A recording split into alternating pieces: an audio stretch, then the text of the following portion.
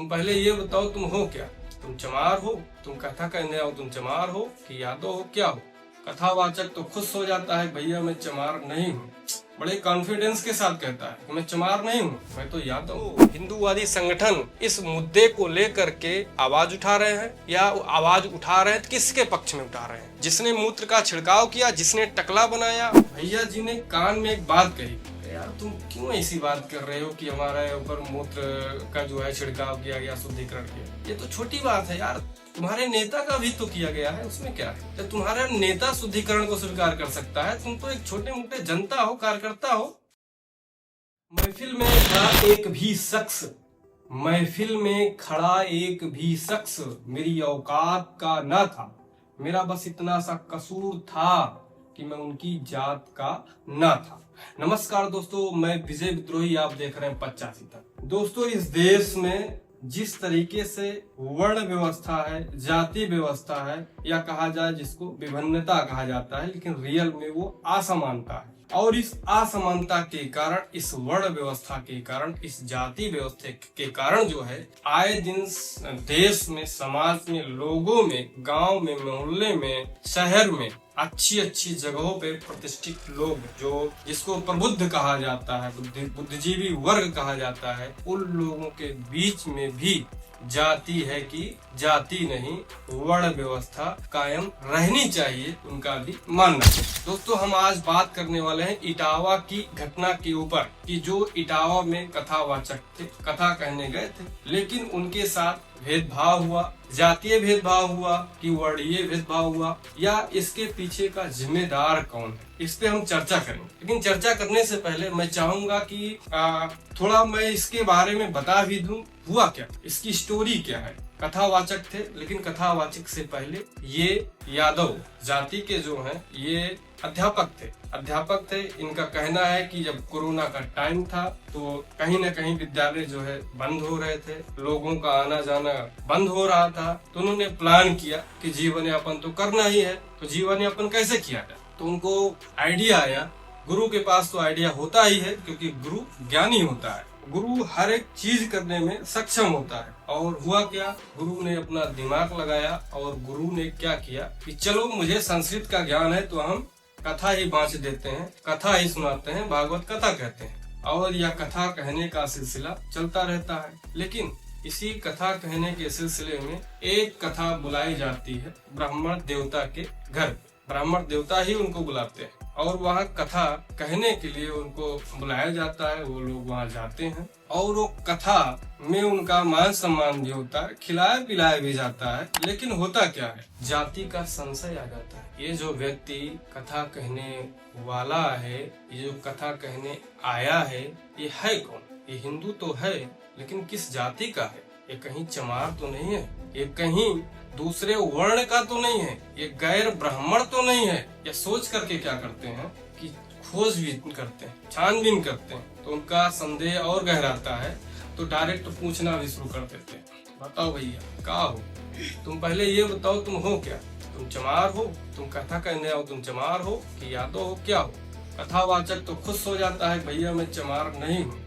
बड़े कॉन्फिडेंस के साथ कहता है कि मैं चमार नहीं हूँ, मैं तो यादव हूँ। लेकिन भाई ब्राह्मण देवता वर्ण व्यवस्था में सबसे ऊपर। उसने कहा भाई तब भी तुम नहीं कह सकते हो कथा, तुम यादव हो तो क्या हुआ, तुम्हें कथा करने का अधिकार नहीं है। जब ये चीज पता चला तो उनके साथ अमानवीय व्यवहार किया गया, घृणित व्यवहार किया गया। इतना घृणित और घटिया व्यवहार भारतीय संविधान जानवरों के साथ भी करने का अधिकार नहीं देता है। लेकिन वहीं एक जो व्यक्ति के साथ ही व्यवहार किया। क्या किया?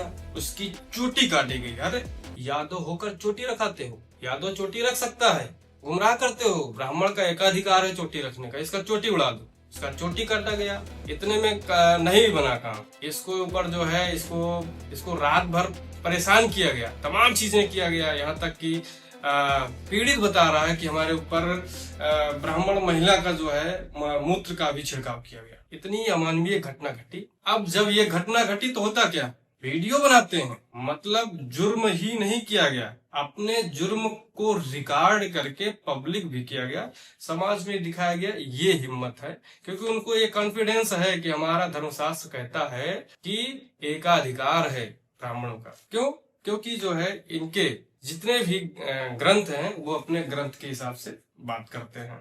अच्छा, जब ये वीडियो वायरल होता है तब क्या होता है? इस देश में तमाम सामाजिक न्यायकर्ता भी हैं, सब लोग, लेकिन जितने भी सामाजिक न्यायकर्ता हैं सब अपने जाति के आधार पर ही खोज खोज के सम्मान और अपमान देखते हैं और करते हैं। अब जब बात आती है कि अरे यादव के साथ ऐसा व्यवहार किया गया, तब तो भैया जितने भी यादव समाज के सामाजिक कार्यकर्ता हैं, नेता हैं, सब लोग एक्टिव हो गए कि अरे यादव समाज के साथ ऐसा अमानवीय व्यवहार किया गया। अब जितने भी यादव समाज के हैं सब लोग एक्टिव हो गए। अब ये बात और हाईलाइट हुई, क्योंकि यादव के नेता के पास जब बात जाएगी तो हाईलाइट होगी ही। और होता क्या है कि भैया जी उनको बुलाते हैं, उनको सम्मान करते हैं, उनको पैसे से सम्मान देते हैं और उससे संगीत भी सुना जाता है, धार्मिक संगीत भी सुना जाता है। उनका कहना है कि आओ मुझको सुनाओ, अगर वो नहीं सुने मुझको सुनाओ। और एक खास बात, भैया जी ने कान में एक बात कही, यार तुम क्यों ऐसी बात कर रहे हो कि हमारे ऊपर मूत्र का जो है छिड़काव किया गया, शुद्धिकरण किया, ये तो छोटी बात है यार, तुम्हारे नेता का भी तो किया गया है, उसमें क्या है? जब तुम्हारा नेता शुद्धिकरण को स्वीकार कर सकता है, तुम तो एक छोटे मोटे जनता हो, कार्यकर्ता हो, तुम्हारा शुद्धिकरण कर दिया गया एक ब्राह्मण महिला के मूत्र से, तो क्या बहुत बड़ा वो हो गया। शांत रहो, ये सम्मान रखो और शांत रहो, क्योंकि सामंजस्य बना के रखना है। नहीं तो आने वाले समय में अगर तुमको शादी कराना होगा तो तारीख किससे पूछोगे? मुंडन कराना होगा, जन्मदिन का कराना होगा, गृह प्रवेश कराना होगा, तो किससे कराओगे? समस्या हो जाएगी ना। शांत रहो और आप पैसा लो और चलता बनो। लेकिन इस मामले की सबसे कड़ी कार्रवाई या पॉजिटिव कार्रवाई यह रही कि 4 लोग आनन फानन में बहुत ही अतिशीघ्र एक्शन लिया गया और 4 लोग जो है सलाखों के पीछे है। लेकिन दूसरा जो पक्ष है वो भी आ गया है आरोप लगाने कि इन्होंने महिला के साथ छेड़खानी किया है, इन्होंने अपनी जाति को छिपा करके हमको, हमारे धर्म को भ्रष्ट कर दिया। मतलब कि एक हिंदू व्यक्ति हिंदू धर्म को भ्रष्ट कर दिया है। क्यों? क्योंकि एक नीच, एक हमसे नीचे वर्ण का व्यक्ति हमको ज्ञान देगा। हमको तो ब्राह्मण से ही कथा सुनना था, लेकिन गुनाह क्या किया? यादव व्यक्ति कथा कहने गया। अब ये सबसे बड़ा सवाल ये है कि इसका जिम्मेदार कौन है? इसका जिम्मेदार कौन है? Who is the responsible for this misbehave? अगर किसी कम्युनिटी के साथ या किसी भी व्यक्ति के साथ जो है इस तरीके से अमानवीय व्यवहार होता है, जातीय व्यवहार होता है, सामाजिक दुर्व्यवहार होता है, तो इसका जिम्मेदार कौन है? तमाम लोगों ने चर्चाएं की, लेकिन क्या किसी ने ध्यान दिया कि इसका जिम्मेदार कौन है? जब जिम्मेदार की बात आती है तो मैं याद करता हूँ ज्योतिबा फूले को। ज्योतिबा फूले भी ओबीसी थे, उनका भी मित्र ब्राह्मण था, वो भी अपने बारात में, अपने ब्राह्मण मित्र की बारात में गए थे, लेकिन वहां पे उनको अपमानित करके वापस बारात से भेजा जाता है कि तुम ब्राह्मण के बारात में नहीं जा सकते। लेकिन ज्योतिबा फूले क्या सोचते हैं? मेरे साथ तो बहुत कम, थोड़ा से अपमान किया गया, लेकिन मुझे बहुत बुरा लगा। वही मैं देख रहा हूँ मेरे सामने एक कमर में झाड़ू और गले में मटकी लटकाया जा रहा है, लेकिन इसको अपमान नहीं महसूस हो रहा है, इसको किसी भी प्रकार की चिंता और फिक्र नहीं है। मैं ज्योतिबा फूले की इस घटना को क्यों याद कर रहा हूँ? क्योंकि ज्योतिबा फूले ने यह सोच करके निर्णय लिया था और जानकारी खोज में लग गए थे, इसका कारण क्या है। अगर हमारे साथ इस तरीके से वर्ण के आधार पर भेदभाव हुआ तो कारण क्या है? उन्होंने खोज किया और उसको दूर करने का भी प्रयास किया, और प्रयास में क्या हुआ, उन्होंने एक किताब लिख दी, गुलामगिरी।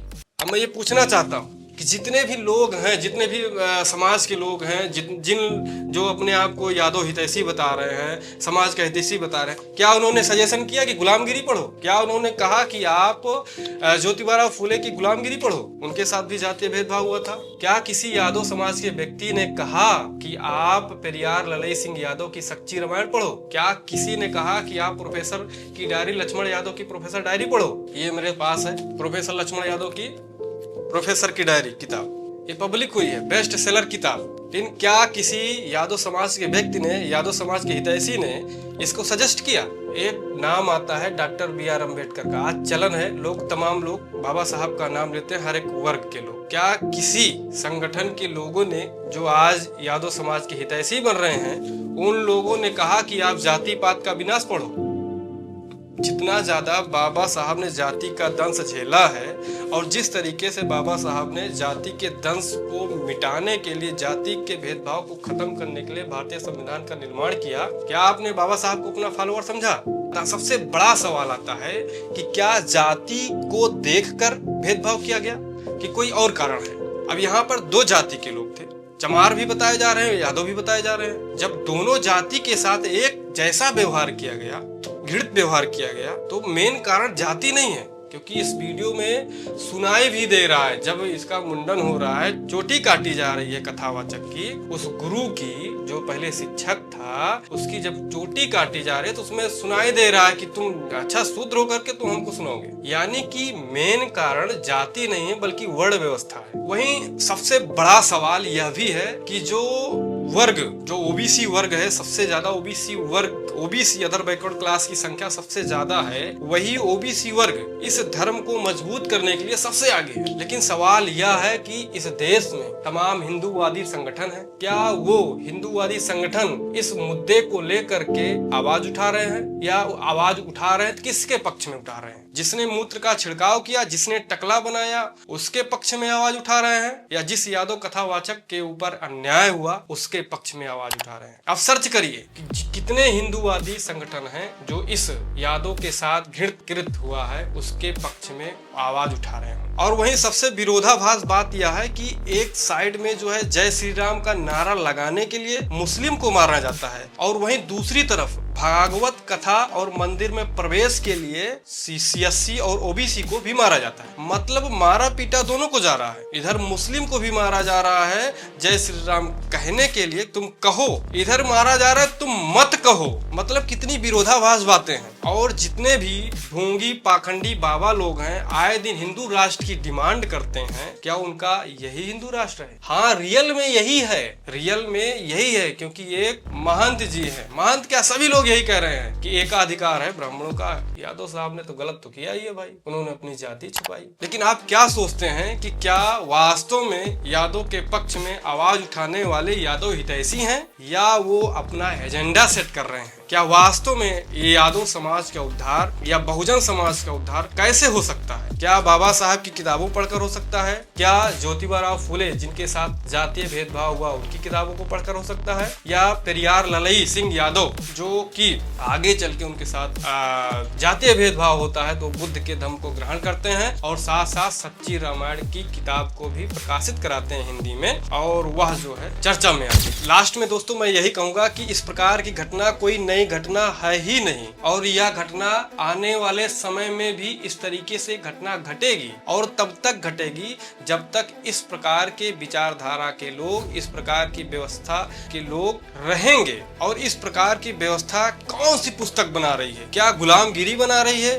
क्या जाति पात का विनाश बना रहा है? क्या प्रोफेसर की डायरी बना रही है, या भारतीय संविधान बना रहा है? कोई किताब तो जरूर है, कोई किताब जरूर है जिस किताब को वो लोग शास्त्र कह रहे हैं और शास्त्र का हवाला दे रहे हैं। करेंगे भाई, इस शास्त्र के अनुसार तो भैया हमारा ही अधिकार है, लेकिन वो शास्त्र कौन सा है ये आपकी जिम्मेदारी है। आप खोजिए भैया कि कौन सा ऐसा शास्त्र है जो हमें रोक रहा है, और कौन सा ऐसा शास्त्र है जिस शास्त्र के आधार पर बड़े बड़े प्रकांड विद्वान आज इंटरव्यू दे रहे हैं और खुले में कह रहे हैं कि नहीं, ये हमारा अधिकार है और किसी भी वर्ग का अधिकार नहीं है, यहाँ तक कि वैश्य का भी अधिकार नहीं है, यहाँ तक कि क्षत्रिय का भी अधिकार नहीं है। तो शूद्र का कैसे अधिकार हो सकता है? वो तो सेवक है, जो मैं कहूंगा वही करेगा। ये वर्ण व्यवस्था का खेल है। वर्ण व्यवस्था क्या है? जब तक आप इसको नहीं समझ पाएंगे तब तक आप ऐसे इधर उधर टहलते रहेंगे और आपको समझ नहीं आएगा कि समस्या की जड़ क्या है। शायद आप समझ गए होंगे। फिलहाल इस वीडियो में इतना ही, फिर मिलते हैं नेक्स्ट वीडियो में। तब तक के लिए जय जवान, जय किसान, जय विज्ञान,